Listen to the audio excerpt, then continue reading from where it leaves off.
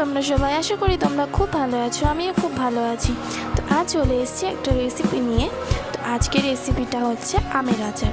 তো আমি প্রথমত আমটাকে ভালো করে ধুয়ে কেটে নিয়েছি। তো এইভাবে আমি পিসটা করে নিয়েছি।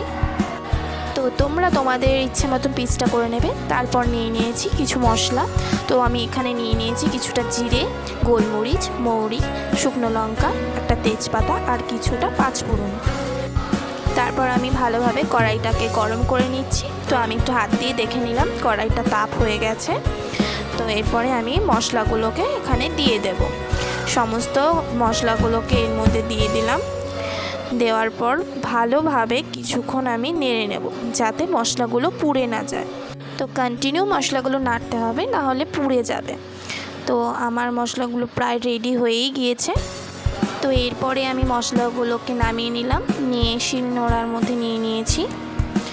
ভালোভাবে এগুলোকে এবার আমি বেটে নেব, যাতে মশলাগুলো একদম মিহিভাবে গুঁড়ো হয়।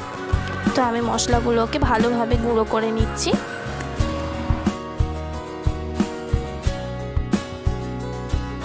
তো আমার মশলা গুঁড়ো করা কমপ্লিট। তো এগুলো আমি এবার নামিয়ে নেব।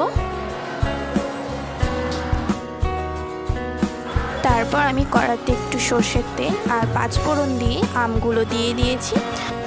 ভালোভাবে আমগুলোকে নেড়ে নেব, যাতে পুড়ে না যায়।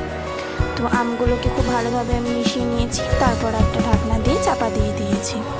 তো কিছুক্ষণ সেদ্ধ হয়ে যাওয়ার পরেই আমি দিয়ে দিয়েছিলাম ওতে গুড়। তো আপনারা আপনাদের পরিমাণ মতন দেবেন। আর তার সাথে দিয়ে দিয়েছি চিনি। মিষ্টিটা স্বাদ অনুযায়ী আমি দিয়েছি, আপনারা আপনাদের স্বাদ অনুযায়ী দেবেন। তো সব কিছু খুব ভালোভাবে আমি মিশিয়ে নিচ্ছি, যাতে আমের সাথে গুড়, চিনি সব কিছু মিশে যায়।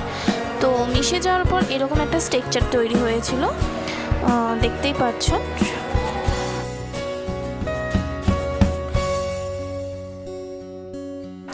তো এইবার আমি দিয়ে দেব গুঁড়ো করা ভাজা মশলাগুলো। তো খুব ভালোভাবে মশলাগুলোকে দিয়ে আমি মিশিয়ে নেব, যাতে আমের সাথে মশলাগুলো খুব ভালোভাবে মিশে যায়। তো মশলা দিয়ে দেওয়ার পর রেডি হয়ে গেছে আমাদের আমের আচার। তো আচারের এটা ফাইনাল লুক। তো দেখতে পাচ্ছ কতটা ইয়াম্মি লাগছে দেখতে।